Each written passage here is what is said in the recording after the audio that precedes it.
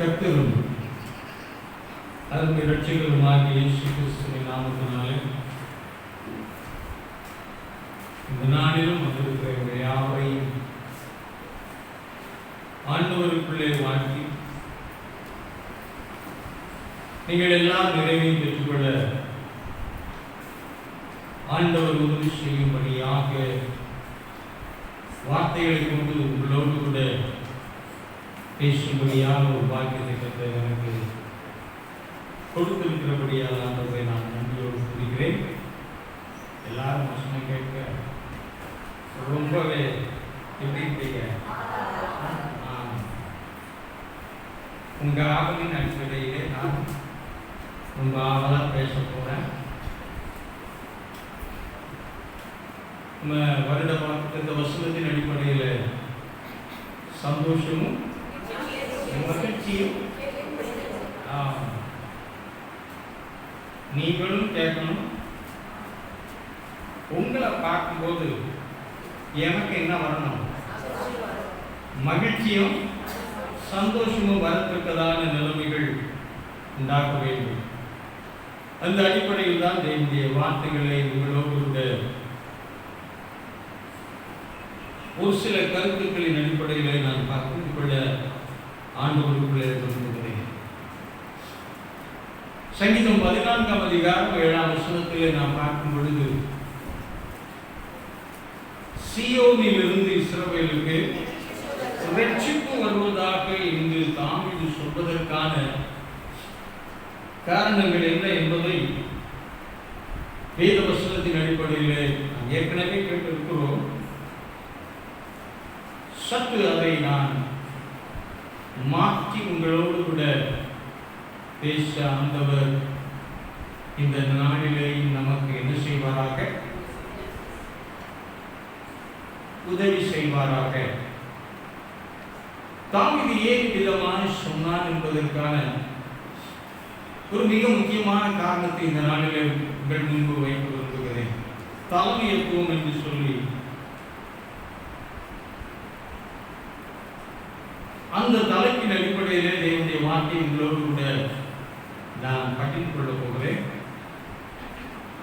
தலைமைத்துவம் என்றால் என்ன என்பது நம்ம உலகத்தில் பார்ப்பதெல்லாம் அது வேற. தேவன் நியமித்த ஒரு தலைமைத்துவம் என்ற ஒரு காரியம் நம்முடைய வாழ்க்கையில் இருக்கும் என்றால், அந்த தேவனுடைய தலைமைத்துவத்தின் கீழே நாம் செயல்படக்கூடியவர்களாய் இருப்போம் என்றால், தாவீது சொன்னது போல சொல்லலாம், கர்த்தர் மேய்ப்பராய் இருக்கிறார், எனக்கு ஒன்றுமே குறைவில்லை. எனக்கு ஒண்ணுமே ஆடாமட்டிற்கு பிரயோஜனம் இல்லை. பலவிதமான மேய்ப்பர்கள் உலகத்திலே உண்டு. அவர்களும் மேய்ச்சலுக்கு கூட்டிட்டு போவாங்க, அதெல்லாம் இல்லைன்னு சொல்லலாம். ஆனா இந்த மேய்ப்பன் சற்று வித்தியாசப்பட்டவர். சங்கீதத்தில் சொன்னா, புல் உள்ள இடங்களில், புல் எல்லா காலங்களிலும் அகப்படக்கூடிய ஒன்றல்ல. காரணம், ஆடுகள் அதிகமாக இருக்கிறபடியினாலே மேய்ச்சல்கள் பிள்ளைகள் அதிகமாக தேவைப்படுகிறது. அப்படி இருக்கும்போது ஆடுகளுக்கு வயிறார கொடுக்க முடியும்னா அது கொஞ்சம் கஷ்டமே.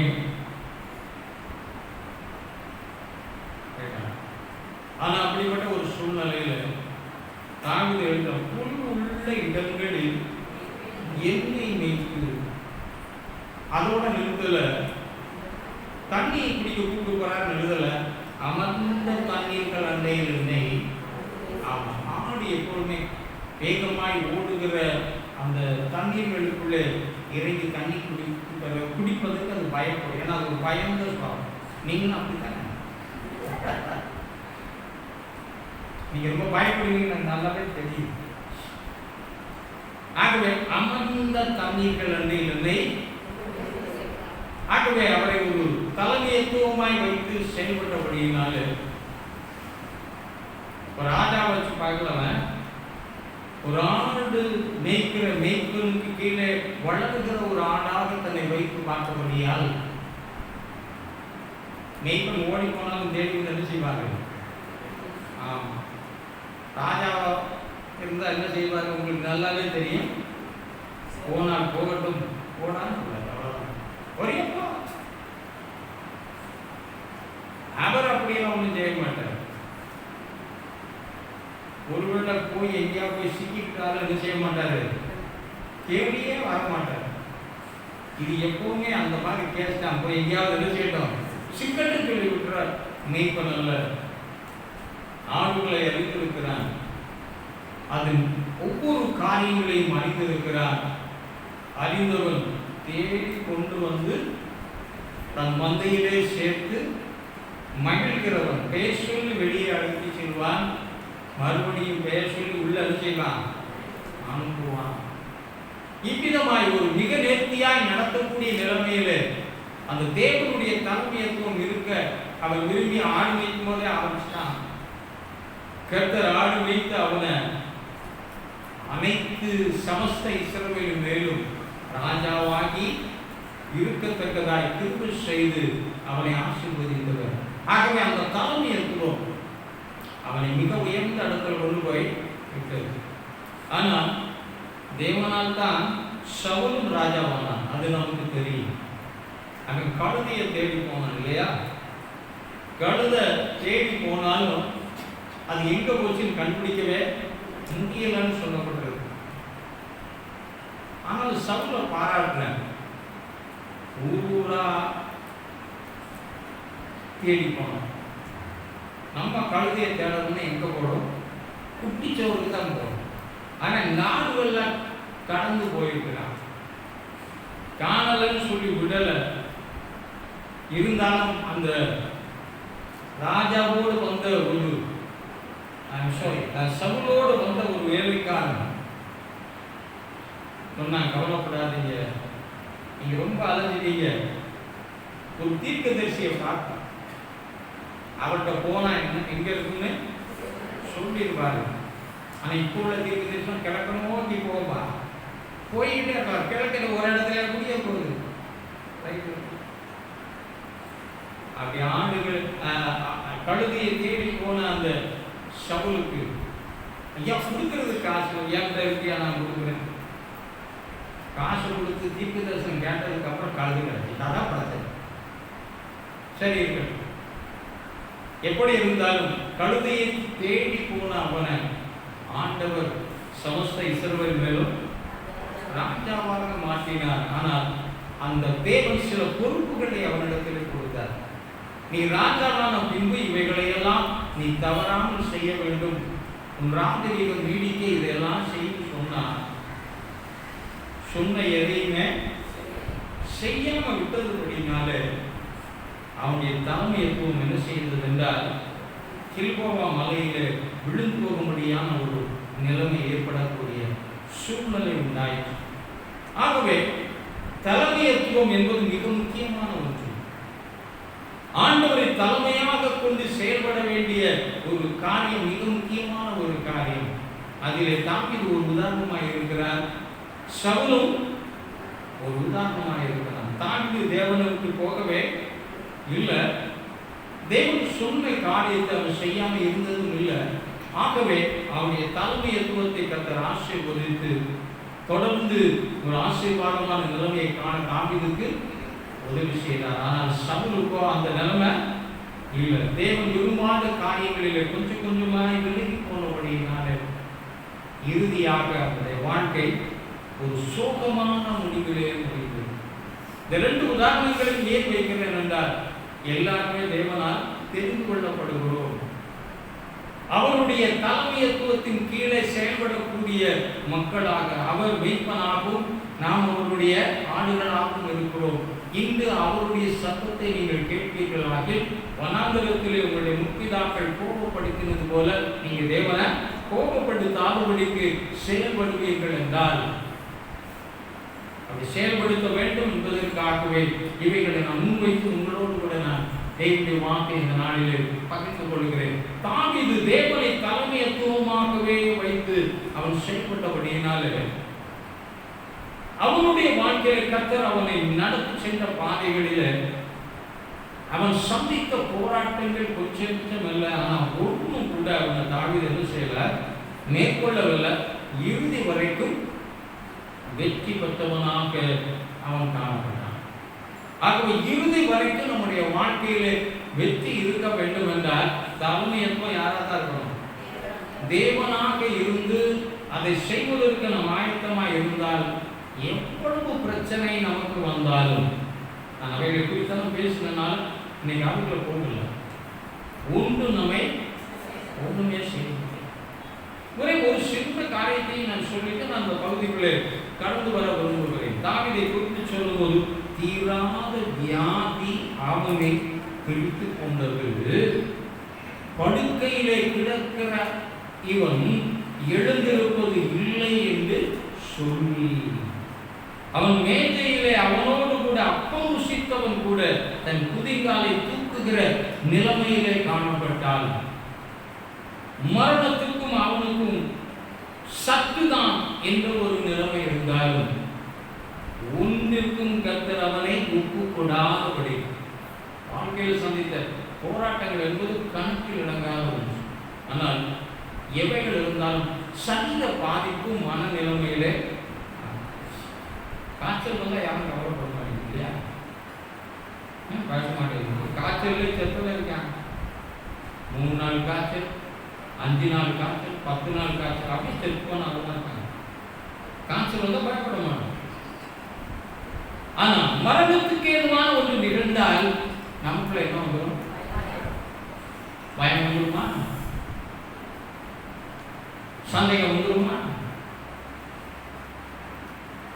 வியாதி கொள்வதை காட்டிலும் அந்த வியாதியை குறித்த பயமே நம்ம கொள்ளுவோம். நிறைய பேருக்கு வியாதி மாதிரி தெரிஞ்சு உண்மையாகவே வந்ததாக அவங்களே ஒரு டாக்டராக மாறி படிச்சுக்க மாட்டாங்க. ஆனால் டாக்டராக மாற்றி டாக்டர்கிட்ட ஒப்பீனியன் கேட்குற மாதிரி அவர்களே ஒப்பீனியன் கொடுத்து அந்த ஒப்பீனியன் படியே தங்களை என்ன செய்து கொண்டு மாற்றிக்கொண்டு வாழ ஆரம்பித்து இறுதியாக எப்படி மாறினாங்க? வியாதியஸ்தனாகவே மாறி. ஆனால் தாவீது அப்படி இருக்கவில்லையே. அந்த தலைமையத்துவம் தேவன் கீழே நின்று செயல்பட்டபடியால் ஒன்றும் அவனை சேதப்படுத்தாதபடி பாதுகாத்து கொண்டவர். இந்த உலகத்தில் அவரை தலைமையத்துவமாய் அவரை தலைவராக வைத்து நாம் செயல்படுவோம் என்றால் ஒன்று சத்தத்தை மற்றவர்கள் வேகமா சொல்றோம், என்னை சேதப்படுத்தார். நான் அன்னைக்கே கேட்டேன், 300 வயசு வாழணும் விரும்புறவங்க எத்தனை பேர் கேட்டா ஒருத்தர் வேணாம்.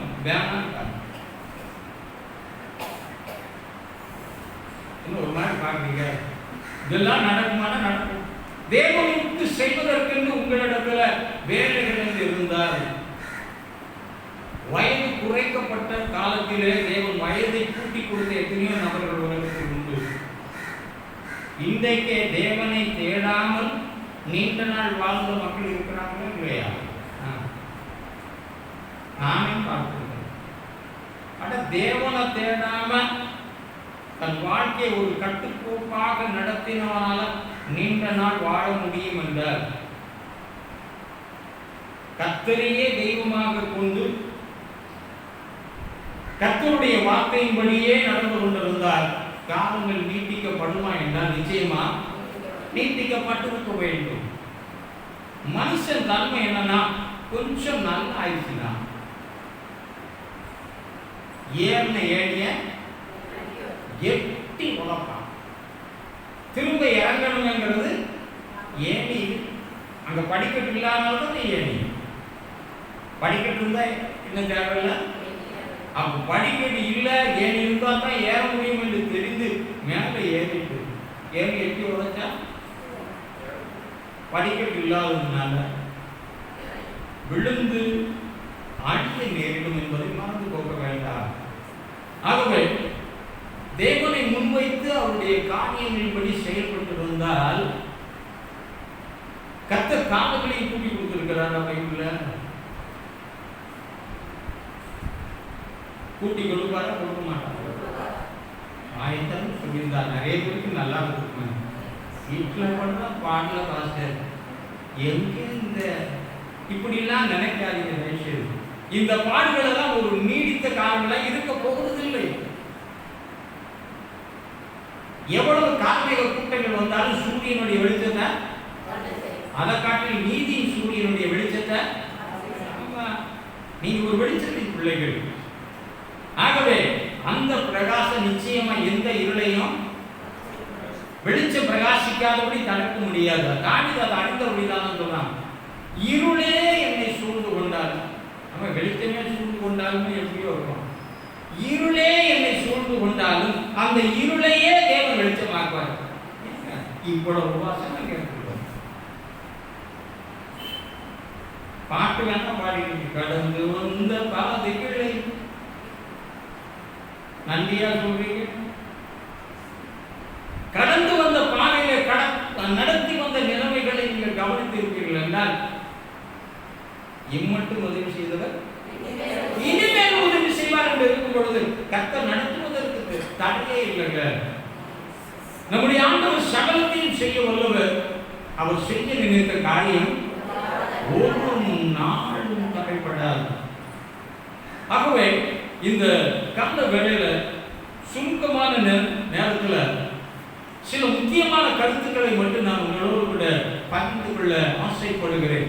அவனுடைய தலைமையத்துவம் சுருக்கமாக சொல்ல போனால், தாவீது தேவனாலே அபிஷேகம் பண்ணப்பட்டு சமஸ்த இஸ்ரவேல் மேலே ராஜாவாக மாற்றப்பட்டிருந்தும் சவுலாலும் நீண்ட காலமாக அலங்கரிக்கப்படுகிறான். அதன் பின்பு சவுல் மரித்த பின்பு தேவன் அந்த ராஜ்யத்தை தாவீதுடைய கரத்திலே கொடுக்கவில்லை. சவுலை அடிக்கிறது ஒரு கஷ்டமே கிடையாது. ஆனாலும் ஒப்பு கொடுத்தாலும் சவுல் மேல கையை வைக்கவே. ஆனா சவுலின் சந்ததி அவனை மிகவும் நெருக்கினார்கள் என்று சொல்லி நீங்கள் படித்திருக்க வேண்டும் என்று உங்களுக்கு நான் ஏற்கனவே சொன்னபடி அதை நீங்கள் படித்திருந்தால் இது உங்களுக்கு அறிவுறுத்தி இருக்கும். 1 சாமுவேல் 16ஆம் அதிகாரத்திலிருந்து வாசித்து பார்த்தீர்கள் என்றால், ஒரே ஒரு கோத்திரம் மாத்திரம்தான் தாவீதின் பின்னாக இருந்தது. 11 கோத்திரங்களும் சவுலின் குடும்பத்தாரோடு கூட தான் இருந்தது. சவுல் மேல கை வைக்க முடியாத அபிஷேகம் இருந்தது. அவனுடைய சந்ததி மேல தேவ அபிஷேகமே ஒரு செகண்ட்ல அழிச்சிருக்கலாம்ல. கர்த்தர் அந்த இடத்தில் விட்டு கொடுத்தது போலதான் இருக்கிறது. 7.5 ஆண்டுகள். நேற்று உபவாசத்தில் 7 ஆண்டுகள் தப்பா சொன்னேன். 7.5 ஆண்டுகள். அது வசனம் இருக்கு, நான் சொல்றேன். 7.5 ஆண்டுகள் தாவீதின் குடும்பத்துக்கும் சவுலின் குடும்பத்துக்கும் இடையே போராட்டம் இருந்து கொண்டு, யுத்தங்கள் இருந்து கொண்டே இருந்தது. நாம இருந்தா மனமடி வாங்கி போயிடும். சரி, ஒரு கோத்திரத்தை தான் நீ குறிப்பிட ஆண்டவரே, அந்த ஒரு கோத்திரத்தை வச்சாவது நாம் நிம்மதியா வாழலாம்னு நினைச்சா, அந்த சங்கீதம் 14 நாம் வாசிக்கிறோம், அப்பத்தை பிக்கிறது போல இந்த ஜனத்தை, அது அவனுடைய அடிஸ்தான். எபிரோனிலிருந்து ஆட்சி செய்ததாக போடப்பட்டிருக்கிறது. இப்படி இருக்கும் பொழுது கொடுத்தது ஒரு கோத்திரம் இருந்தாலும் அந்த ஒரு கோத்திரத்தோடையாவது நாம் நிம்மதியா வாழ்ந்திருக்கலாமே. நீண்ட காலம் சவுலால கஷ்டப்பட்டுட்டோம். எத்தனையோ வனாந்தரத்துக்கு அலைந்து கொண்டே இருந்தாங்க. வனாந்தரம் விட்டு வனாந்தரம், தேசம் விட்டு தேசம், பற்பல இடங்களுக்கு அலைந்து அலைந்து அலைந்து அலைந்து தெரிந்தவர், அலைச்சல்களை அறிந்தவர். வீணா நம்ம அலை விடுறவரே அல்ல, அலைச்சலை அறிந்தவர், வீணாய் அலைய விடாதவர். சவுலாலே வேட்டையாடப்படுகிற அளவுக்கு அவனை பின்தொடர்ந்தார் என்று போடப்பட்டிருக்கிறது. ஆண்டவரே, ஒரு தலைவரா என்ன வச்சீர, ஒரு சமஸ்த இஸ்ரவேல் மேலும் என்ன என்ன என்ன வச்சீர, பொய் சொல்லிட்டீரன்னு சொல்லாம சொல்ல முடியாது. தேவன் வேதம் சொல்லுகிறது, தேவன் சொல்லி மனம் மாற ஒரு மறுப்புக்குறர் அல்ல. சவுலையே தேவன் தள்ளும் போது, சவுல் தள்ளப்பட்ட பின்பு அவன் சந்ததியின் மீது தேவனுடைய கரிசனை இருக்க வேண்டிய அவசியம் இல்லை. 7.5 ஆண்டுகள் மிகவும் அதிகமாக நெருக்கப்படுகிறார். தேவன் ஒப்பு கொடுத்திருக்கலாமே. யுத்தம் நடந்து கொண்டே தான் இருந்ததை நீங்கள் பார்க்க முடியும். அதிநிமித்தமாக சந்தேகம் அடைந்து, மனசோர்வு அடைந்து, ஒருவேளை நான் அந்த சொல்லிட்டேன், வேண்டாம் ஆலயம் விடுங்க, பேசாம மறுபடியும் எதுக்கு வரலாம், நான் மாற்ற என் வேலையை பார்த்துட்டு நிம்மதியாக கஞ்சி குடிச்சு தூங்கி எழுந்திரிச்சுவேன் கூட சொல்லிடுவேன். ஏனென்றால் அத்தனை அளவு நெருக்கப்பட்டிருக்கிறது. பொதுவாக இடைப்பாறுதல் அற்றவர்கள், அலைந்து தீர்கள் ஓய்வை விரும்புவார்கள். யோகு சொல்லுகிறாங்க, பலவிதமான கஷ்டங்களின் போராட்டத்தின் மத்தியில வாழ்கிற மக்கள் ஒரு இளைப்பாறுதலை தேடுவார்கள். நீங்களும் இளைப்பாறுதலை தேடுறீங்களா? சொல்லவே மாட்டேன். யாருக்கு வேணாமா இருக்கணும், அது உங்க வாழ்க்கை. கூலியார் வேலையிலே, வெயில் வேலையில வேலை செய்கிறவன் நிழலை வாங்கிக்கிறான். அவனுக்கு நிழல் கிடைக்கும். எப்படின்னா, தாவீதுடைய வாழ்க்கைக்கு நிழலே என்ற வார்த்தைக்கு இடமே இல்லை. அப்படி அவசரப்பட்டாலும் கூட வாக்கு பண்ணியவே செய்யலையே, காலங்கள் ஆகுவே செய்யலையே, அபிஷேகம் பண்ணப்பட்டவன் போய் சேர்ந்துட்டான். நீதம் உள்ளவன் என்னை ரொம்ப நெருக்கிறானே, நிம்மதியா வாழக்கூடிய அடிஸ்தானமே அவனுக்கு என்ன செய்கிறது என்றால் அசைகிறது போல இருக்கிறது. எதையுமே நம்புவதற்கு வழி இல்லை என்ற ஒரு இடம் இருக்கிறது.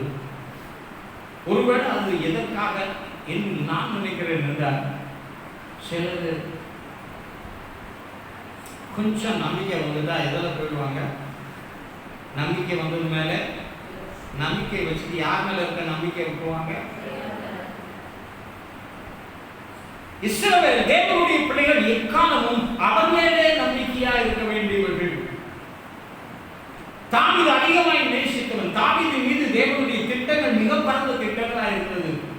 ஆக மிக பரந்த திட்டங்களா இருந்தபடியினால எந்த ஒரு விதத்திலும் யாரையும் சார்ந்து விட விரும்பாததினால், எத்தனை பேர் தனிமையை ரொம்ப விரும்புகிறீங்க?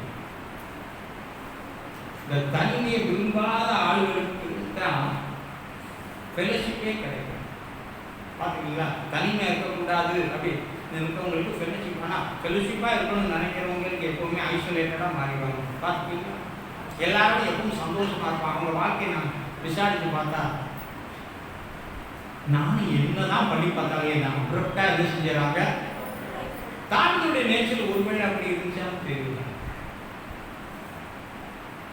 நம்ம எப்பவுமே கொடியை போல ஏதாவது சுற்றி மேல வளர்ந்து படரக்கூடிய தன்மை படைத்தவர்கள்.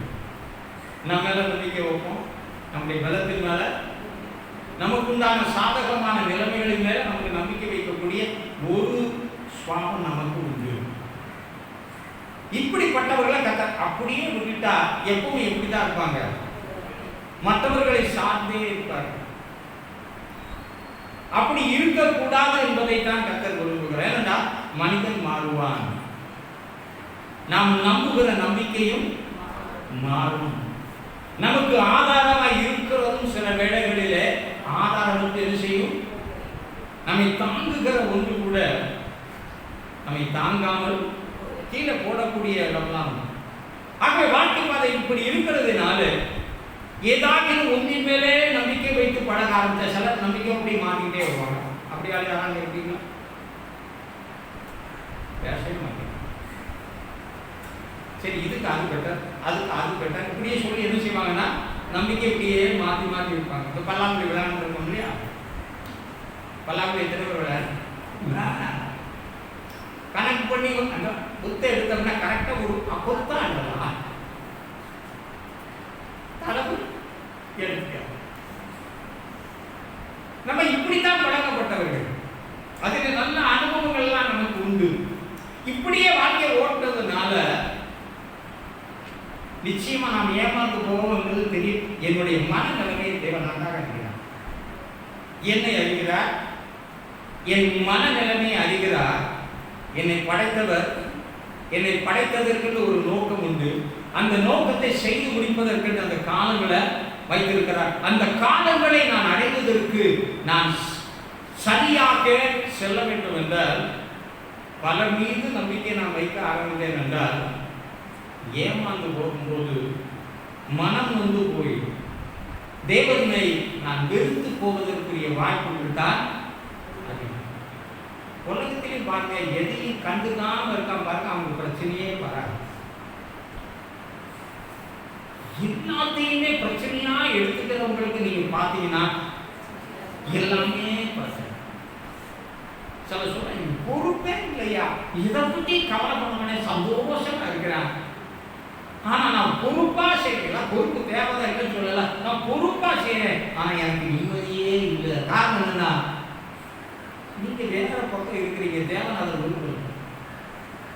நம்ம முழுக்க முழுக்க யாரை சார்ந்து கொள்ள விரும்புகிறார் என்றால், தாவீதை சார்ந்து கொள்வதற்கு சில காலங்கள் கொடுத்து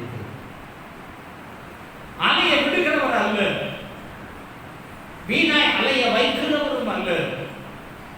அவனிடத்தில் காணப்பட்ட சில காரியங்களை உடைச்சித்தான் அவனை என்ன செய்ய முடியும், தனக்குள்ளே கட்ட முடியும் என்ற ஒரே. அதனால்தான் சொன்னான், உம்மாலே ஒரு சேமிப்புள் பாருங்கள், உம்மாலே ஒரு மதுரை தாங்குவேன், என் புயம் என்னை ரட்சிக்கிறார்கள். ஆகவே அவருடைய நம்பிக்கைகள் எல்லாம் மாறுவதற்கு புதிய நம்பிக்கை உண்டாகி தன் வாழ்க்கை வெற்றியா நடத்துவதற்கு காரணம் அவன் சார்ந்து கொண்ட எல்லாத்தையும் பரிசாயிரம். நான் சிறுவல் ஜனங்கள் தாவீது மீது நல்ல நம்பிக்கை வைத்திருந்தார்கள். தாவீதோடு ரொம்ப இணைந்து செயல்பட்டார்கள். சவுல் எதிரியா தான் ஜனங்கள் நம்மளா இருக்காங்கன்னு சொல்லி அவங்க நம்ப முடியுமா முடியாதா? யோனத்தான நம்பி பார்த்தான். யோனத்தான விட்டு எங்க போயிட்டான்? அவன் வீட்டுக்கு போயிட்டா நீ காட்டுக்கு போன. ஆகவே அவன் நம்பின எல்லா காரியங்களும், அவன் செய்த எல்லா திறமையான காரியங்களும் கூட அவனுக்கு உதவியாய் கை கொடுக்கவில்லை. அவன் காரிய சமுத்தன், நல்ல யுத்த வீரன், நல்ல இசை பாடக்கூடியவன். எப்படினாலும் காரியங்களை செய்ய முடியும், சரியாய் காயின் இயக்கத்தில். ஆனா கர்த்தர் பார்த்தார், தாளமையும் கிருபையும் கொடுத்தார். ஆனா கொடுத்த எதிலும் சார்ந்து கொள்ளாதபடி யாரை மட்டும் சார்ந்து கொள்ள விரும்புகிறார் என்றால், கர்த்தரையே சார்ந்து நடந்தால், கர்த்தரையே பற்றி கொண்டால், தலைமையத்துவம் கர்த்தராய் இருந்தால் நம்ம என்ன போடலாம், பார்த்து கொண்டே இருக்கலாம், வெற்றி நடை போடலாம். இப்ப நான் என்னத்தை கேட்கிறேன், படிக்கிற பாட்டை கேட்ட எழுதுனவன் கேட்டதே பொழைச்சுதான் மாதிரி ஆயிருந்தார். Try to follow me, come to understanding and stand and rely upon it, then you can conquer. நீங்கள் வெற்றி பெற முடியும். அதுக்காக நான் சொல்றேன், பலவீனம் என்றே நினைத்தால், அதான் பைபிள் சொல்லுது, பலவீனம் தன்னை பலவீனத்தை நம்ம எதை டிஸ்கிரிப்ஷன் கொடுக்குறோம், முதல்ல லேசா வந்த மாதிரி, இப்போ ரொம்பவே வலிக்குது. அதுக்கப்புறம் என்ன ஆகும், டாக்டர்கிட்டே போய் மருந்து எடுத்தாலும் நம்புவார். ஏன்னா ஏற்கனவே நீ சொல்லிட்டீங்க இல்லையா, நீ பலவான் என்று சொல்லி இருந்தால் தானே கர்த்தர் உன்னை பலப்படுத்த முடியும். நான் உன்னை பலப்படுத்தி நான் உனக்கு சகாயம் செய்வேன். இதை எடுத்துக்கங்க, தீராத வியாதி. என்ன வியாதி பிடிச்சிட்டோம், வியாதி வந்தாலே சொல்லுவோம் என்ன பாவம் செஞ்சாலும். தீராத வியாதி தாவீதை பிடிச்ச என்னென்ன வார்த்தையெல்லாம் சொல்லிருக்கேன், இவனுக்கு இது வேணும், இதுக்கு மேலேயும் வேணும். பேசாதவனும் பேசுவான்னு நான் சொல்றேன். இந்த நாவலுக்கு என்ன தெரியும்,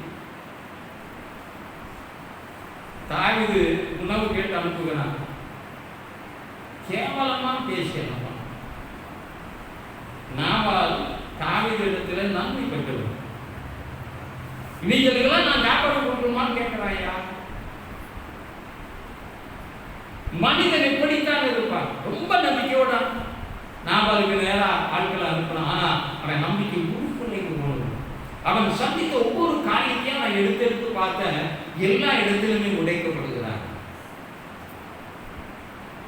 ஆனால் வேதம் சொல்கிறது, நாம் உடைக்கப்படும் பொழுது, நொறுக்கப்படும் பொழுது கர்த்தர் நமக்கு சமீபமாக இருக்கிறார்.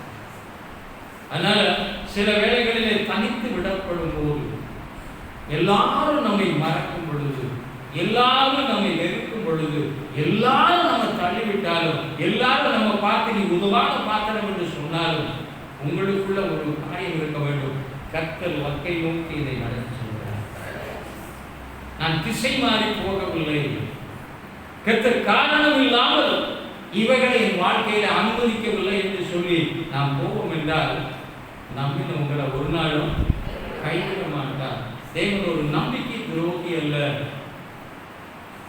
ஆகவே இந்த கால வேளையில தாவீது தன் தலைமைத்துவத்தை எல்லா சூழ்நிலைகளும் அப்படியே வைத்துக் கொண்டார். ஆகவே அழிவும் ஒன்று செய்ய முடியவில்லை, மரணமும் ஒன்று செய்ய முடியவில்லை, சத்துருக்களும் அவனுக்கு எதிரானவர்கள் எடுத்த பிரயாசங்களும் ஒன்று செய்ய முடியவில்லை. எல்லாவற்றிலையும் கிறிஸ்து இயேசுவுக்குள் வெற்றி சிறக்க பண்ண செய்கிற தேவன் அவனை எல்லாவற்றிலேயும் வெற்றி சிறக்க பண்ணினான். இவைகளை நமக்கு சொல்ல காரணம், நம்ம எப்போ பார்த்தாலும் எதையாவது சார்ந்தோம். இந்த பணத்தை கூட சாப்பிடாது. உங்களுக்கு நல்ல சம்பளம் வருதுன்னா கூட எதை பார்க்காதீங்க, அதையே பார்க்காது. கொஞ்சம் சம்பளம் தான் வருதுன்னு சொல்லி அந்த கொஞ்சம் சம்பளத்தை நினைச்சு கவலைப்படவே உங்களுக்கு படி அளக்குறவர் தேவை. ஞானம் ரொம்ப இருக்குன்னு சொல்லி ஓர போயிடாதீங்க, ஞானம் இல்லைன்னு சொல்லி ரொம்ப கீழேயும் போயிடாதீங்க. எல்லாத்துக்கும் மேலான ஞானத்தை தரக்கூடியவர். ஆகவே எனக்கு சப்போர்ட் இல்லை, ஆதரவு இல்லை, அது இல்லை, இது இல்லைன்னு சொல்றத இந்த கால வேளையிலே நான் மறந்துவிட்டேன். கர்த்தர் என்னை ஒரு தலை சிறந்த ஒரு மனிதனாக மாற்றவே என்னை இந்த பாதையிலே நடத்தி செல்கிறார் என்பதை அறிந்து கொண்டால் நிச்சயமாய் நீங்கள் மிக உயர்ந்த இடத்துல இருப்பீங்க. தாவீதுக்கு தேவன் கொடுத்த இடத்துல யாருக்குமே அதே இடத்தை கர்த்தர் உங்களுக்கு இந்த வசனம் இருக்கு. ஒரு வசனத்தை மட்டும் நான் வாசிக்க விரும்புகிறேன். கொலோசியருக்கு எழுதின நிருபம் 2ஆம் அதிகாரம் 10ஆம் வசனத்தை நீங்கள் வாசிப்பீர்கள். கொலோசியர் 2:10. சீக்கிரம். மேலும் சகல துரைத்தனங்களுக்கும் அதிகாரத்துக்கும் தலைவராயிருக்கிற அவருக்குள் நீங்கள் பரிபூரண உள்ளவர்களாயிருக்கிறீர்கள். வசனம் எப்படி இருக்கு? நிறுத்தி வாசிங்க, வேகமா வாசிக்க வேண்டாம். வாசிங்க சிஸ்டர். மேலும் சகல துரைத்தனங்களுக்கும் அதிகாரங்களுக்கும் இதுக்கு எல்லாத்துக்கும் யார் தான் தலைவர்? நாம் வாழ்கிற உலகத்திலே பலரும் துரைத்தனங்கள் அதிகாரம் செலுத்தலாம். பல விதத்திலே நமக்கு எதிரான காரியங்களை செயல்படுத்தலாம். ஆனால் எவர் எதை செய்யக்கூடியவர்களாக இருந்தாலும் சொல்லலாம், நான் நினைச்சேன் நான் உன்னை முடிச்சுட்டேன்னு முடிக்கிறீங்க, அவன் சவால் விடலாம். ஆனாலும் அவனை உண்டாக்கி அவனுக்கு மேல இருக்கிற ஒருத்தர் பார்த்து கொண்டே இருக்கிறார். சகல துரைத்தனங்களுக்கும் அதிகாரங்கள் நேரம் இல்லை, அதனால சீக்கிரம் அவருக்குள் நான் இருக்கேன், அவரை விட்டு வெளியே இல்லை. நான் ட்ரெயினுக்குள்ள இருக்கும்போது ட்ரெயின் எவ்வளவு வேகம் போனாலும் எனக்கு பிரச்சனை இல்லை, நான் நிதானமாக நடக்கலாம். முடியுமா? முடியாது. விமானம் எவ்வளவு அதிகமான வேகமாய் போனாலும் அதற்குள் வைத்திருக்கிற தண்ணீர் தமிழில் இருக்கிறது அசையவே அசையும். அதுபோல எந்த பிடிப்பும் இல்லாமல் பறக்கிற டிஸ்டர்பே ஆகாது. நம்மளால ஏதாவது உங்களை உட்கார்ந்துருக்கோம், இல்லை ஒரு பேஸ்ல நடக்கிறோம். எங்கேயாவது முட்டை பார்த்துருக்கீங்களா? எதை நாங்கள் பார்க்க மாட்டோம், எதையுமே பார்க்கலாம். இப்படி இருக்கும், முன்னேற முடியாமல். கவனித்து பார், வேகமாக ட்ரெயின் போகும். ஆனால் அதை எதுவுமே டிஸ்டர்ப் பண்ண முடியாது. ஒரு இயக்கத்துக்குள்ளே காணப்படுகிற நான், அதே நான் அந்த வாசலை திறந்து வெளியே நின்னா கோரமண்டல் எக்ஸ்பிரஸ் தமிழ்நாடு இதெல்லாம் நீங்கள் தலையை வெளியே காட்டா பிச்சுட்டு போகிற மாதிரி இருக்கும். ஆனால் அதுக்குள்ளே இருந்தால் பலவானாக்கி நான் பலவீனனாக்கி நான் எப்படி காணிடுவேன். அதுக்குள்ள கொஞ்ச நேரம் இருக்கணும், அப்புறம் இறங்கி நூறு வந்துடும். இதில் இறங்கவே வேண்டாம். நம்ம எப்போ இந்த தேவன் வைத்த அந்த கம்பார்ட்மெண்ட்டை ஏறி உட்கார்ந்தோம், அது அந்த டெஸ்டினேஷனை போய் சேர மட்டும் என்னால் என்னை பார்க்கிறேன். எனக்கு ஒன்றும் ஆகாது வாய்க்காதுன்னு சொல்லுங்கள, நான் போய்கிட்டே இருப்பேன். அது இல்லாமல் நீங்க உங்களை நீங்க பார்த்துட்டீங்கன்னா நீங்க என்ன ஆயிடுவீங்க? நீங்கள் அவருக்குள் இருக்கவும், அவருக்குள் பிழைக்கவும், அவருக்குள் அசையவும், அவருக்குள் எல்லாவற்றையும் செய்து முடிக்க அவருக்குள் உணவு வச்சிருக்கிறார். அதுக்குத்தானே இவ்வளவு வசனம். அவனவன் தன் வழியிலே போகக்கூடியவன், தன் மனம் விரும்புகிறவர்களே, தான் நினைக்கிறபடி தன் சூழ்நிலையின் படிய ஓடக்கூடியவன் மனிதன்.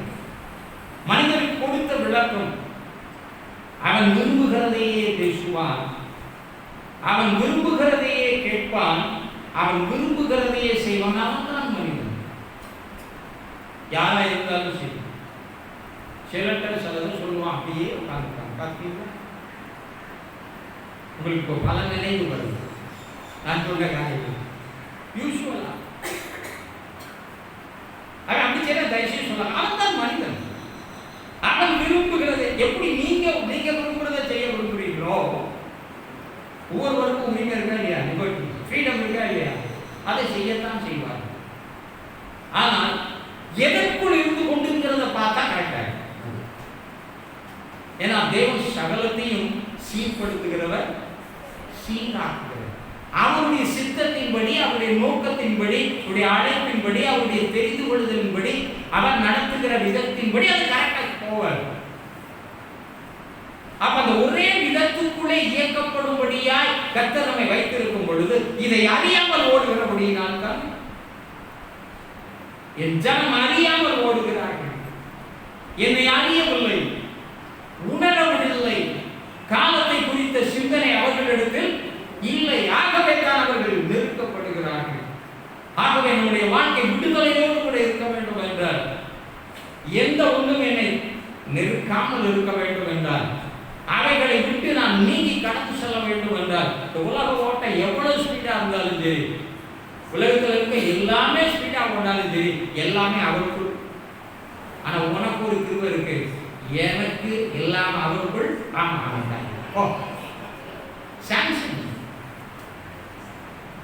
அவருக்குள் இருக்க பிழைக்க அவர் வைத்து அவருக்குள் என்னை வைத்து நடத்தும் பொழுது, அவருடைய பாதைகளின்படி என்னை செயல்படுத்தும் போது நிச்சயமாக எனக்கு எப்படித்தான் இருக்கும். ஆனா நிறைய பேர் முடிச்சுதான் பார்க்குறீங்க. கண் முடிச்சிருக்கணும், கண்ணு மூடக்கூடாது, அது ரைட் தான். ஆனா ஒரு மாதிரி திடீர் தூக்கத்திற்கு தக்கனா அந்த மாதிரி இருக்கிறீங்க. அப்போ நம்ம சொல்லும்போது ஒரு மாதிரி திகைக்கிறீங்க. சவுன் கூட நடுங்கி திகைத்து என்ன செய்ய சித்தமா இருக்கிற ஆண்டவரே கேட்டாங்க. அப்படி இல்லை, ஒண்ணுமே கேட்க மாட்டேன். காலங்களில் உங்களை மாற்றுங்க. நான் சொல்றேன், காதலின் பிரச்சனை எண்ணி முடியாதது, அளவிட முடியாதது. அப்படிப்பட்ட ஒரு சூழ்நிலை எவரும் வாழவே முடியாது. ஆனால் தலை நிமிர வைப்பவர் ஆண்டவர். ஏனென்றால் தேவனை தலைவராக, தேவனுடைய தலைமையத்துவத்தின் கீழே தன் வாழ்க்கையை வாழ்நாள் முழுவதும் வைத்திருந்தான். வேற ஒன்றுக்கும் அவன் தன் வாழ்க்கையை என்ன செய்யல, அர்ப்பணித்து வைத்து அவன் ஓடவில்லை. நீங்களும் செய்து பாருங்களேன். என்ன பார்க்குறீங்க? ஒரு வாரம் செஞ்சு பாருங்க, சரி ஒரு நாள் செஞ்சு பாருங்க, இல்லை ஒரு மணி நேரம் செஞ்சு பாருங்க. செஞ்சு பார்த்தாதானே அதனுடைய நலன் குணம் தெரியும். புதுசாக ஒரு பொருளை வாங்க இப்படியெல்லாம் பார்க்குற மாதிரி பார்க்க வேண்டிய அவசியம் இல்லை. இத்தனையும் ஆண்டுகள் ரட்சிக்கப்பட்டு ஆயிடுச்சு. தேவனுடைய நற்காரியங்களை செய்து பல்லாண்டுகள் ஆயிடுச்சு. பற்பல விதங்களில் ஆண்டவர் ருசித்திருக்கிறீங்க. தேவன் இல்லை என்று சொல்லும்போது கூட நமக்கு உதவி செய்திருக்கிறார்.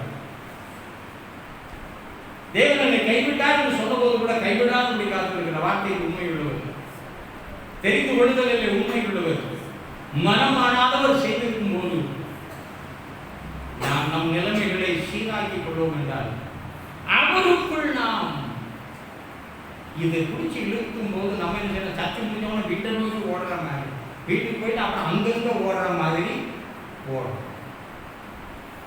நீங்க எங்க இருந்தாலும் ஆண்டவருக்குள்ள இருக்க முடியுமா? முடியாது.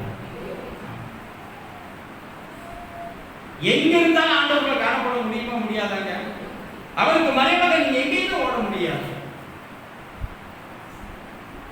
நீங்க வானத்துக்கு ஏறினாலும் சரி, பூமியை தோண்டி கீழே போனாலும் சரி, அங்கேயும் அவருடைய கை நம்ம பிடிச்சிக்கணும். அவருக்கு எதுவுமே மறைவே, எல்லாம் அவருக்கு முன்பதாக வெளிச்சமாக இருக்கிறபடினால இந்த உலகத்தில் அவருக்குள் இருக்கிறத உறுதிப்படுத்திக் கொள்ளுது. நம்ம இன்னைக்கு வெளியே போறோம், நம்ம உயிர் மேல நம்பிக்கை இல்லைன்னா போனா செத்து போவேன் அப்படின்னு சிலர் சில கனவு பாட்டு ஐயோ வெளியே போறதுக்கு கேட்கறாங்க. நீ போனா அன்னைக்கு சாகுடா, வாழ்க்கைன்னு சொல்றாரு, அதுக்காக வாழ்க்கையை எதிர்பார்க்க மாட்டேன்றான். தேவையில்லாத காரியத்தை நினைச்சு குழம்பி குழம்பி இருப்ப நான் இருக்க மாட்டேன், நான் போவேன், நான் போய் சேர மாட்டேன். நீங்க என்ன நினைக்கிறீங்களோ அது உங்களுக்கு வராமல் இருக்கட்டும்னு சொல்லி நான் ஆண்டவருக்கு ஆசை. அதான் கேட்டேன், 300 வருஷம் உங்களால இருக்க விரும்புகிறீங்களான்னு ஒருத்தர் சொல்லணும். வேணாம் பார்த்தேன், நீ கர்த்தருக்கு பிரயோஜனம் வந்தா வாழ்ந்துகிட்டே இருக்கணும்னு விரும்புவேன். கர்த்தருக்காக வாழாதவன் எத்தனை ஒரு நாளைக்கு கூட அந்த பிரயோஜனம் வேஸ்ட். வேஸ்ட் எங்க தான் போடுவோம்? ஆமா, ஜப்பான்காரன் கொய்யாக்காய் மாற்றலாம். இந்த வேஸ்ட் பக்கெட்ல போடுறவங்க எவரோ சாத்தான் உங்களுக்கு பயன்படுத்த முடியாது. சிந்தனையை மாற்றிக் கொள்ளுங்கள், உங்களை புதிதாக்கிக் கொள்ளுங்கள். சிருஷ்டிக்கிறதுக்கு ஒரு நோக்கம் இருக்கிறது. விருதாவை எதையும் படைக்க மாட்டார், படைத்த எல்லாவற்றிலும் அவர் தன்னுடைய கிரியைகளை வெளிப்படுத்துவார். ஆனா நல்லா யோசிச்சு பாருங்க, படைத்தவர் அவருடைய கிரியைகளை ரொம்ப லேட்டாக தான் நம்ம தெரிஞ்சுக்கிட்டோம் இல்லையா? எதற்காக அந்த கிரியைகளை நிறைவேற்றி முடிக்க எனக்கு கிருபை தருவார்னா தானே நான் செய்யணும்னு நினைக்கிறேன். அதுக்குள்ளேயே வியாதி இருந்துச்சு, நடக்க முடியாம போயிடுச்சு. பாஸ்டர் காலெல்லாம் இப்படி ஒன்னொன்னா சொல்லிட்டே இருந்தா நீங்க, நானே சொல்றேன், உங்களுக்கு ஒரு பலவீனம் இருக்குன்னு எழுதி வைங்க. வெகு சீக்கிரமா நிறைய பலவீனம். நீங்கள் அஞ்சின காரியம் அப்புறம் நம்ம சொந்தத்தில் அவங்களுக்கு அது வந்து இது வந்து அது ஒரு லிஸ்ட் போட்டுட்டு அதெல்லாம் வெயிட் பண்ணணும். அதுக்கு மேலேயே வந்துடும். அவங்களுக்கு வந்தது கூட கொஞ்சமாக இருக்கும், உங்களுக்கு வந்தது நிறையா இருக்கும். காரணம் ஆண்டவரே கிடையாது. தயவுசெய்து மாற்றி விடுங்க. சில டிசீஸ் இன்ஹெரிட்டன்ஸாக வரும், அவங்களுடைய ஜீன்ல இருந்தே வரும். they can inherit from it. அதெல்லாம் அவங்களே எடுத்துருவாங்க. அதை கூட அவங்களால மாற்ற முடியும். உங்க ஜீனை மாற்ற முடியும். நம்ம ஜெபம் பண்ணும்போது ஒரு ஜெபம் பண்ணணும், எங்க வாழ்க்கையில உண்டான எந்த கோளாறு என் சந்ததிக்குள்ள வரவே கிடையாது, அது என்னோட நிற்கட்டும். இன்னும் நான் அவசரப்படவும் இல்லை, நான் அதை ஜெயிக்கிறேன், சந்ததிக்குள்ள அது வரக்கூடாது. அதுக்கே அந்த கரையில் சொல்லுது. சும்மா ஆண்டு எல்லாத்தையும் எடுத்து வாக்கியா கொடுக்க மாட்டார். இட்லிக்கு சாம்பார் சட்னி, இன்னும் சில 10 சட்னி கூட கொடுத்தாங்க. அது மாதிரி தர மாட்டேன். இட்லி வாங்கலாம், முதல் சட்னி வாங்கலாம். அந்த கடையில் 20 சட்னினா 20 சட்னியும் தருவாங்க.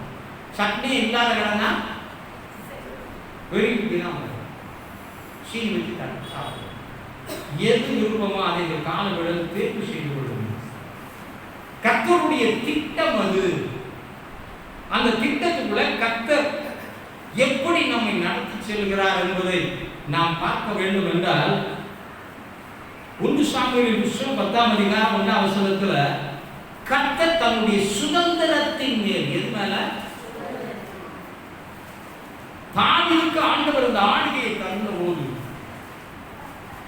தேவன் காரியங்களை செய்த போது அவன் எவ்விதமாய் அந்த மக்களை பார்த்தான் என்றால் கர்த்தருடைய சுதந்திரமாய் பார்த்தான். கர்த்தரின் சுதந்திரம் அது. அந்த சுதந்திரம் எனக்கு சொந்தமாய் இருக்க கர்த்தர் தான். ஒரு மாதிரி பார்க்கலையா? வேற மாதிரி எதுவும் நிற்குதா? எல்லாரும் உங்களுக்கு ஏதாவது விஷயம் எதுவும் தெரியுதான்னு கேட்குறேன். விஷயம் ஒரு மாதிரி தெரியுதாங்க. ஆனா நீங்க பாத்தீங்கன்னா ஜனங்கள் ஒத்து வர மாட்டாங்க. சவுல் ராஜா அவனோட ஒத்து வரல, சவுலின் குடும்பத்தார் அவனோட ஒத்து வரல. அவனுக்கு ஆதாரமாக இருந்த அந்த யூத கோத்திரத்து ஜனங்களையும் கூட இந்த 11 கோத்திரத்தின் சவுலின் கூட்டமானது அவர்களை வேட்டையாடி கொண்டே இருந்தார்கள். எல்லாரும் வழிவிலகத்தக்கதான ஒரு நிலம் வந்துச்சு. ஆனால் அவன் நம்பிக்கை, கர்த்தர் சுதந்திரத்தை தந்தார், கர்த்தரின் சுதந்திரத்தின் மேல் என்ன வச்சிருக்கிறார். அவன் தலைமை எப்படி பார்த்தா, இது கர்த்தரின் சுதந்திரம், அந்த சுதந்திரத்தின் மேல ஆளும்படியா கர்த்தர் என்ன வச்சிருக்கார். ஆனா ஆளக்கூடிய வாய்ப்புகள் அவரிடத்தில் இல்லை. ஜனங்கள் ஒத்து வரவில்லை, ஜனங்கள் இணைந்து செயல்படவில்லை. நம்ம ஜனிக்கிறது கரெக்டா போகணும். நிறைய காரியம் இருக்கு. சிலவங்க எதுக்குமே ஒத்து வர மாட்டாங்க. சரி, உங்களை சொல்ல பேர் தான் சொல்லுங்க. அந்த மாதிரி ஒரு நிலைமை, அது ஒரு கோத்திரத்தை வச்சு நிம்மதியாக இருக்க முடியும். இருக்கிறது ஒரு நாளைக்கு நல்லா இருந்தா நல்லா இருப்பா, அதை வச்சாலும் ஒரு நிம்மதியான என் வாழ்க்கையை ஓட்டி, நீங்க விரும்புறதெல்லாம் ஓட்டி, ஆனா எவ்வளவு தூரம் ஓட்டணும்னு கேட்கல, ஓட்டி முடிக்கிறது டக்குன்னு முடிச்சிட்டீங்க, அது ஓடும், வேகமா கூட ஓடும். நீங்க நினைச்சத காட்டில ஸ்பீடா ஓடி ஸ்பீடா போய் அது எப்படி முடியும்னு உங்களுக்கே தெரியாது. தாவிது மன நிலைமையே வேறாங்க. எல்லாரும் என்னை வளைந்து கொண்டாலும் முல்லைப்பட்டில நெருப்பை போல அணைந்து போவார்கள். கர்த்தருடைய நாமத்தினாலே நான் அவர்களை சங்கரித்தேன். முள்ளின் பட்டின நெருப்பை போல நான் அவர்களை அழிக்க முடியும். நீ விழும்படி என்னை தள்ளினாலும் கர்த்தர் என்னை இழுத்து நிறுத்துவார்.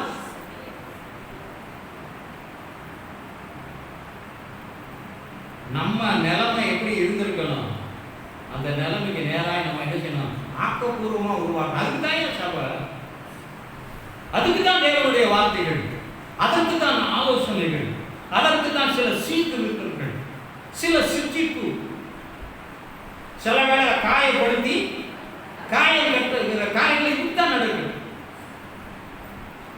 சில வேளையில இதே சர்ஜரி செய்யக்கூடிய ஓட்டியாகவும் மாறும்.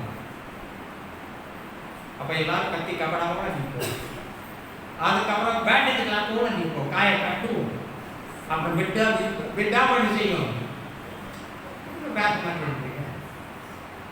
சர்ஜரி பண்ணிட்டாங்கன்னா டாக்டர் அடிக்கடி பார்ப்பாரு, ஏன்னா அவர் பண்ண கேஸ் ஆகுது. நீ செல்லி இருக்கிறனால ரைட், தாய்மார்கள் பிள்ளைய தூணா கூட வந்து பார்த்து அப்படின்ட்டாங்க. ஆனால் அவங்களுக்கு தெரியும் இருக்கு. சரியா ஞாபகம் இல்லை, அவர்களுக்கு இருக்கிற ஒவ்வொரு பிள்ளைங்களும் அந்த தாயை கை வச்சு சொல்லணும். ஆனால் பிள்ளைகளுக்கே தெரியாது, அதை பின்பற்றின ஒருத்தங்களும் எனக்கு தெரியும். அந்த பிள்ளைகளை கற்று உயர்த்தி ஒரு பிள்ளைங்க எவ்வளோ நேரம் சொல்ல விட்டுப்பாங்கன்னா தரப்படுத்திட்டீங்களா, அதிகமான நேரம் சொல்லிடுவாங்க. அந்த பாரம் அந்த பிள்ளைகளுக்கெல்லாம் தெரியாது. அந்த பாரத்தோடு, ஏன்னா தாய் தன் கற்பத்தின் பாலகனை பாலையும் சேர்த்து போடுறாங்க.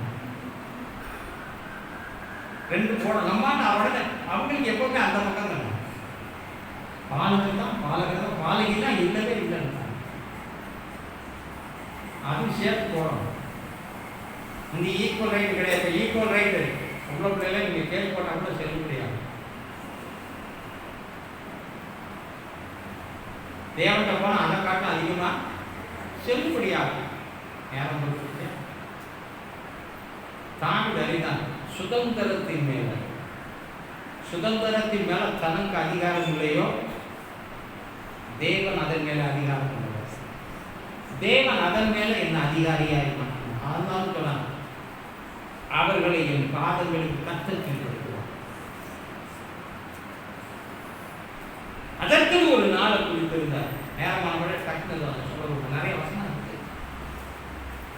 வரத்தான் அவனுடைய காரியத்தில் வாசி பார்த்தீங்கன்னா அப்புறம் நாளுக்கு நாள் விருத்தி அடைந்தான். கர்த்தர் அவனை நிலைநிறுத்தி, அவன் ராஜ்ய பாரத்தை நிலைநிறுத்தினார் என்று சொல்லி நீங்கள் வாசிங்கள். அப்போ வர வர, ஆனா நாளுக்கு நாள் என்ன இருந்துச்சு? தாவீதின் குடும்பத்திற்கும் சவுலின் குடும்பத்திற்கும் நீண்ட கால போராட்டங்கள் இருந்தாலும் 7.5 ஆண்டுகள் எபிரோனில் இருந்து அவர் யூத ஜனங்களை மட்டும் ஆண்டு கொண்டிருந்தாலும், எவ்வளவுதான் இருந்தாலும் இது கர்த்தர் தந்த சுதந்திரம். இந்த சுதந்திரம் கர்த்தரால் எனக்கு கொடுக்கப்பட்டது.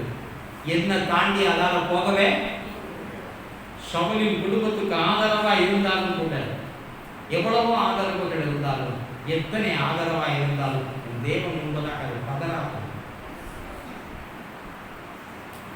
எவ்வளவு வலிமை வாய்ந்தவர்களாக இருந்தாலும் தேவனுக்கு முன்பதாக அவர்கள் ஒன்றுமே இல்லை. நம்ம என்ன நினைக்கிறோம்? இப்ப நம்ம நாளுக்கு நாள் எப்படி பலப்படுறோமா பலவீனப்படுறோமா? கர்த்தர் அவரை ஒரே நாள் பலவீனமாக்கல, நாளுக்கு நாள் சவுலின் குடும்பத்தை பலவீனப்படுத்தி. ஏன்னா தாவீது இப்ப யாரை சார்ந்து கொள்ள ஆரம்பிச்சான்? அவன் ஒரு யுத்த வீரன் தான்.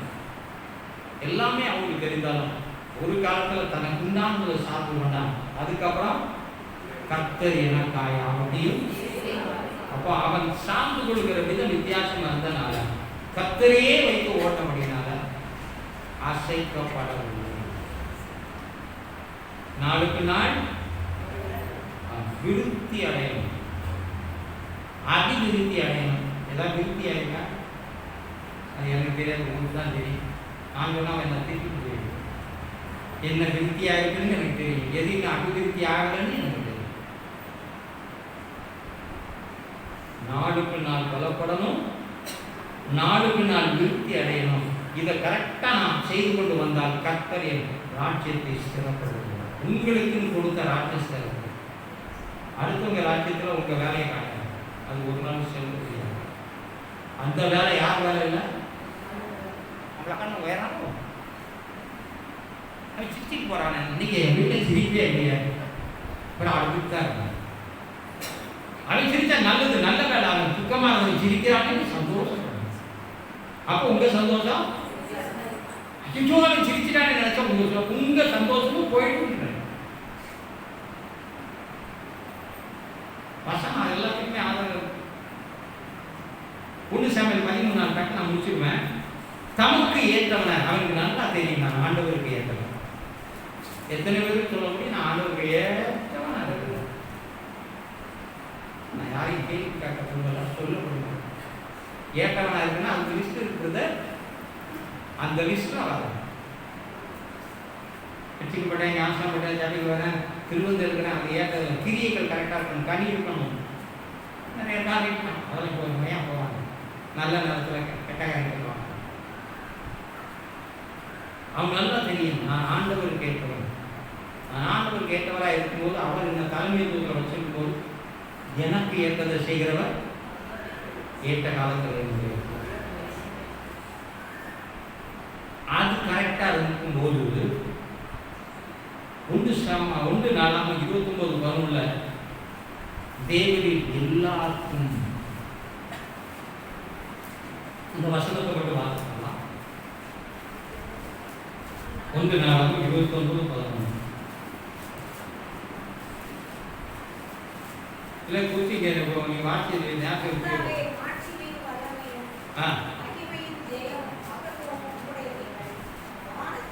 தேவன் அதற்கு மேல உயர்ந்திருக்கிறார். தேவன் எல்லாருக்கும் உடையவராக இருக்கிறார். தேவன் நமக்கு அப்படிதான் யோசிச்சே பார்க்கணும். அந்த லெவலுக்கு கோடு கரெக்டா போனா, புள்ளி புள்ளியா வச்சதெல்லாம் கரெக்டா கோடு போட்டா என்ன வரும்? சித்திரம் வரும். அதே போல ஒழுங்கா கோடு போட்டீங்கன்னா வாழ்க்கைய ஒழுங்கா கோடு கரெக்டா இருந்தா என்ன வரும்? இல்லைன்னா என்ன வரும்? கோலம். கோலம் வேண்டுமா? கோலம் இந்த கோலத்தை நான் பேசுறேன். கரெக்டா வரைஞ்சிங்கன்னா, கரெக்டா செஞ்சீங்கன்னா சித்திரம். இல்லைன்னா சித்திரம் வரவே இல்லை புள்ளி நான் எங்கே வேணாலும் போடுவேன். நிறைய பேர் அப்படித்தான் இருக்காங்க. நான் இப்படி போடுவேன் போடுவேன், என் மனசு இப்படி சொல்லுது, அவரை நான் அப்படி சொல்லுது, இங்கே போடு இப்படி போடு. சித்திரம் வராது. சித்திரம் அதற்குள் இருக்குமானா இன்னைக்கு அநேகருடைய வாழ்க்கை அப்படித்தான். தேவனுடைய சகலத்துக்கும் என்னையும் அவர் தமக்கும் வச்சிருக்கும் போது லைட் என்னாகும்? கரெக்டா எல்லாம் கரெக்டா இருந்தா எல்லாமே கரெக்டாகவே இருக்கும். அதுக்கப்புறம் பார்த்தாங்கன்னா 1 சாமுவேல் 22:2 கர்த்தர் அவரை தலைவனாக சமஸ்த இஸ்ரவேலும் அவனை தேடி வந்தது. எல்லாம் லாஸ்ட்ல தான் வரும். அதான் இன்னொரு நாள் பேசுகிற நேரம் இல்லை. ஆகவே நம்முடைய வாழ்க்கை தேவன் கொடுத்த அந்த தலைமையத்துவத்தின் கீழே சரியா இருக்கும் பொழுது, அந்த தலைமையத்துவத்தின் கீழே நின்று கொண்டு தேவன் கொடுத்த காரியத்தை செயல்படுத்தும் போது, தடைகளை உணரும் போது நம்ம எப்படி சொல்லணும்? இது தேவன் எனக்கு கொடுத்த, அவருக்கு ஏற்றவனா இருக்கிறேன். ஆகவே அவருக்கு ஏற்றவனா இருக்கும் பொழுது சாலமோன் கேட்கிறான், அவருக்கு பிரியமானதை கேட்கும்போது கேளாததை உங்களுக்கு தரமாட்டதா? நல்ல ஈவுகளை அளிப்பது அதிக. ஆகவே நம்ம சீராக்கிக் கொள்வோம், சரிப்படுத்திக் கொள்வோம். அவருக்குள் நாம் இருக்க வைத்திருக்கிறதுனால தாவீதை கர்த்தர் தனக்குள்ள வைத்துக் கொண்டு ஒரு பெரிய கோத்திரத்தை இறுதியாக எல்லா ஜனங்களுக்கும் அவனை தலைவனாக, உங்களையும் உலகிற்கு தலைவர்களாக மாற்ற வேண்டும் என்றார். அவருக்குள் நாம் இருந்தால், வெளியே போகாமல் இருந்தால், நாம் நிச்சயமாய் நம்முடைய தலைமையத்துவம் தேவனால் கேட்கிறவர்களுக்கு கர்த்தர் பதில் கொடுப்பார். கர்த்தர் இப்படியே நம்மை ஆசீர்வதிப்பாராக. எங்களுக்கு சொல்லுவார். எடுத்து நிற்கலாமா? இல்லாமல் ஈசிக்கின்றால் நடந்ததை இப்பொழுது நிறுத்த நாளுக்காக நேரத்தில் ஸ்தோத்திரம். நம்முடைய தலைமையத்தின் கீழே நம்ம ஓடும்போது எந்த ஒரு சூழலையும் நம்முடைய தலைமையத்தை அசைக்க முடியாது. நாங்கள் எல்லாவற்றையும் கடந்து சொல்ல முடியும். இந்த நாமும் மகிமைப்படத்தக்கதான காரியம் இந்த வாழ்க்கையில் செய்ய முடியும் என்பதை உடைய வார்த்தை மூலமாய் அறிந்து கொண்டோம். அது தாவீதுக்கு மட்டுமல்ல, இன்றைக்கு நாங்கள் எல்லாருமே உங்களுக்குள்ளாக அந்த நிலைமையை அடையும்படியான ஒரு சாக்கியத்தை கொடுத்தபடினாலே காலத்தை பயன்படுத்துகிறோம். ஞாபகம் நிலைமையில் கொடுத்த காலத்தை பயன்படுத்தி தங்களை அந்த நிலைமைக்குள் உட்படுத்தி சென்று வெற்றியை பெற்றுக்கொள்ள கொடுத்தார். பிதாகுமார் பரிசுத்தாவின் நாமத்தினால் உங்களை ஆசீர்வதிக்கிறேன். இயேசுவின் நாமத்தில் பிதாவே. என் ஆத்துமாவே என் முழுவதுமே பரிசுத்த நாமத்தை ஸ்தோத்திரி. ஆத்துமாவே ஆமென். எத்ததாமே ஆசீர்வதிக்கிறேன்.